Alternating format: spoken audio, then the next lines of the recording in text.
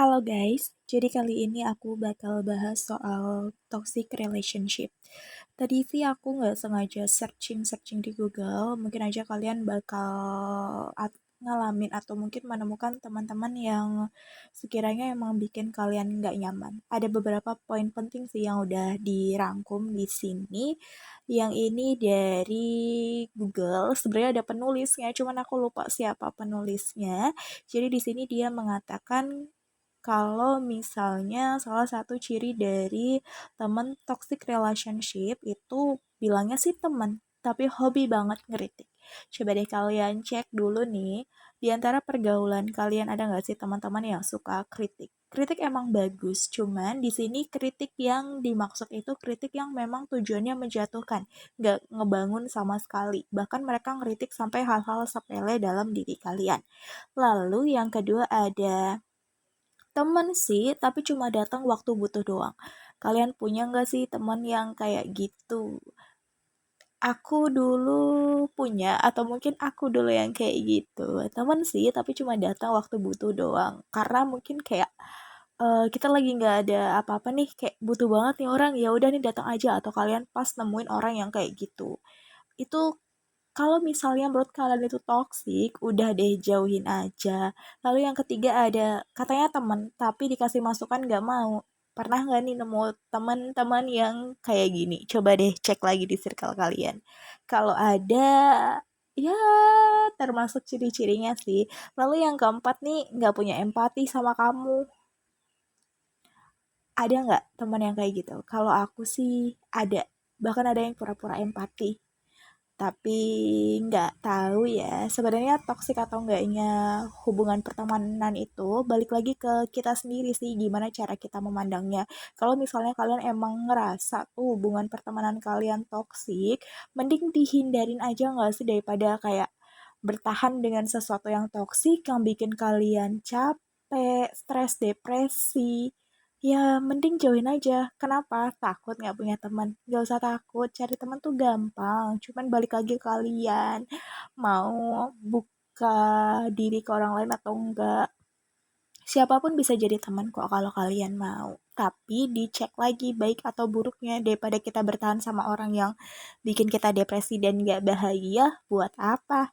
Oke, lanjut-lanjut. Tadi aku juga sempat searching juga nih, untuk 12 teman toksik kayaknya nih. Coba aku hitung dulu. Ya, benar ada 12. Yang pertama ada The Moocher.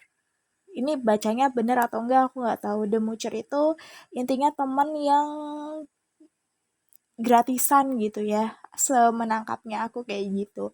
Jadi dia tuh kalau misalnya kita pergi makan, dia minta bayarin dulu, mungkin karena dia nggak ada duit, tapi dia lupa ganti. Nah, buat orang-orang yang nggak bisa nagih itu kayak kesempatan banget gitu loh buat dia. Terus yang kedua ada the flaker. Bener nggak sih ini bacanya? Ingkar janji. Jadi misalnya kalian udah janjian nih, janjian pergi kemana udah direncanain beberapa bulan lamanya, beberapa minggu, beberapa hari lamanya, tapi di hari H dia ngingkarin. Itu namanya the flaker.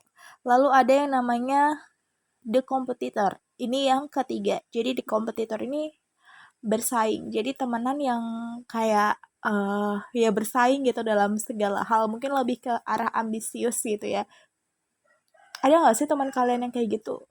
Kayaknya aku ada sih. Aku ada. Lalu yang keempat ada the crybaby, pesimis. Jadi the crybaby di sini maksudnya orang-orang yang emang pesimis. Dia tuh kayak menceritakan kalau dia tuh orang yang paling menderita dalam hidupnya gitu. Coba kalian cek di circle kalian ada yang kayak gitu atau bahkan kalian yang kayak gitu. Lalu yang kelima ada the vampire. Dia nggak menghisap darah ya di sini karena namanya the vampire, tapi dia itu lebih ke arah menghisap aura positif kalian. Jadi kayak dia tuh bergantung ke kalian gitu loh. Jadi mungkin aja nih kalau misalnya kalian deket dia, jadi aura positif kalian tuh bisa jadi negatif gitu kali ya. Maksudnya aku juga kurang paham sih sebenarnya dengan the vampire ini. Lalu yang keenam ya, yang keenam itu ada the manipulative friend.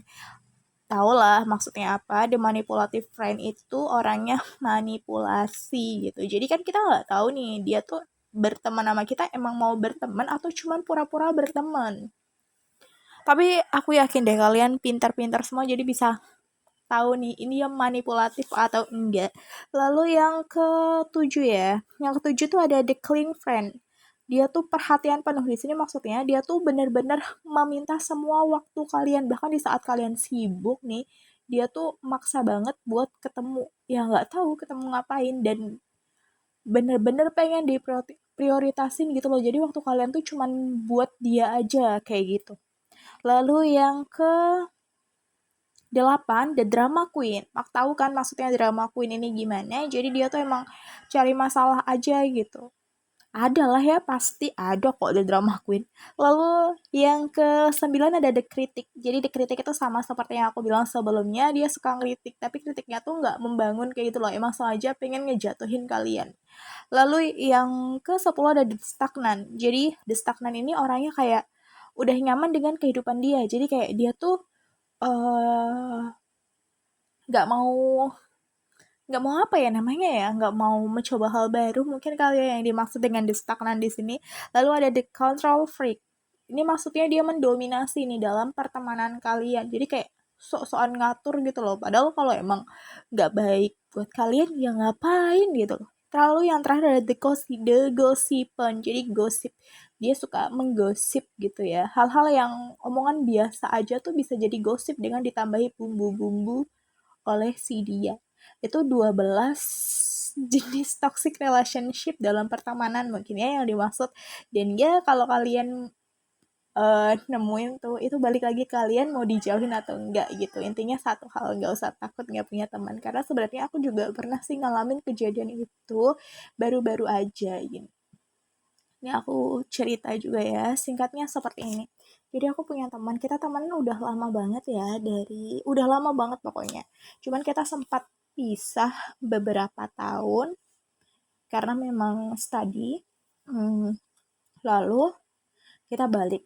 Awalnya semuanya baik-baik saja gitu ya. Jadi waktu awal ketemu nih, kita ngobrol bareng, bla bla bla. Pertemuan kedua juga sama, semuanya baik-baik saja hingga di pertemuan ketiga itu kita baik-baik saja sampai akhirnya dia cerita kalau dia punya masalah sama teman-temannya di kerjaannya dia. Dia ngerasa dia dibully nih sama teman-teman di kerjaannya dia.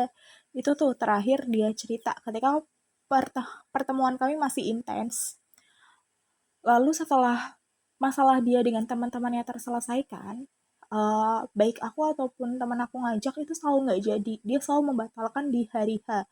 Dan itu terjadinya nggak cuma satu dua kali, itu berkali-kali. Bahkan waktu itu aku sempat kesal juga karena memang aku kalau misalnya udah capek banget, aku pasti langsung tegur orangnya kan. Aku bilang kayak gini ke dia waktu itu lewat chat di grup yang isinya cuman teman-teman kita aja bertiga doang kan. Eh Kalau udah punya janji tuh ditepatin kayak gitu. Jangan pas hari H dibatalin. Jangan kayak gitu ke orang lain, cukup jadikan ini yang terakhir. Aku kira setelah aku baik bilang kayak gitu, dia bakal berubah. Makanya aku masih tetap ngajak dia, tapi dia tetap ngingkarin tuh. Ngingkarin janjinya itu dan terus-terus berlanjut seperti itu. Sebenarnya yang aku tahu kenapa dia ngingkarin janji itu karena gini, dia kan sudah punya teman-teman yang memang sudah menjadi prioritasnya dia. Dan di satu sisi mungkin dia takut nih kehilangan teman-teman yang satu kerjaannya dia karena ketemunya setiap hari. Karena waktu itu dia cerita kalau dia nggak nyaman sama teman-teman kerjaannya dia. Begitu. Tapi kalau misalnya nggak nyaman, toh udah gede gitu loh, bisa nge-cut off gitu ya. Nge-cut off pertemanan daripada kamu berteman tapi nggak bahagia. Itu mungkin pemikiran aku saat itu. Tapi setelah aku pikir-pikir lagi, mungkin memang karena dia udah bosen gitu sama aku dan teman aku yang satunya. Jadi memang ketika kita ada janji, terus yang si mereka itu ada janji, teman aku ini pasti bakal milih mereka. Bahkan ketika terakhir kali yang buat aku marah dan memutuskan untuk ya udahlah nggak usah ngapain daripada aku berharap dan aku sakit hati terus nih sama dia, mending nggak usah lanjut buat masih berteman cuma tidak seakrab dulu. Dia minta maaf, cuman ya namanya dikecewakan berkali-kali gimana sih, susah kan. Kalau maafin doang mah gampang, cuman memperbaiki sebuah kepercayaan itu yang susah. Jadi terakhir kali itu yang aku benar-benar marah sama dia itu, oh iya, waktu itu kita ada janji mau jogging sore. Janjiannya tuh udah seminggu, bahkan dia yang ngajak, tapi dia lupa.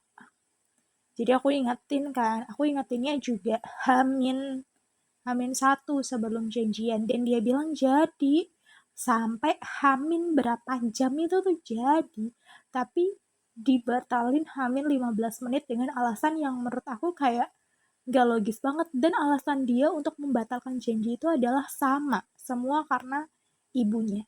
Aku herannya kayak kenapa ibunya menjadi alasan, karena ketika aku lihat ibunya nggak seperti itu. Jadi buat apa gitu ya bertahan sama orang yang bikin kecewa, bikin kalian berharap tapi nantinya dipatahkan. Jadi sekarang sih ketika udah nggak terlalu deket lagi, yang udah biasa aja nggak pernah kontekan, aku berhenti berharap dan aku lebih bahagia dengan cara aku yang seperti ini. Dan ya oke, untuk pembahasan kali ini cukup. Semoga bermanfaat. Jangan lupa like, comment, dan subscribe. Juga share nih kalau menurut kalian konten ini bermanfaat. Dan ya, bye-bye.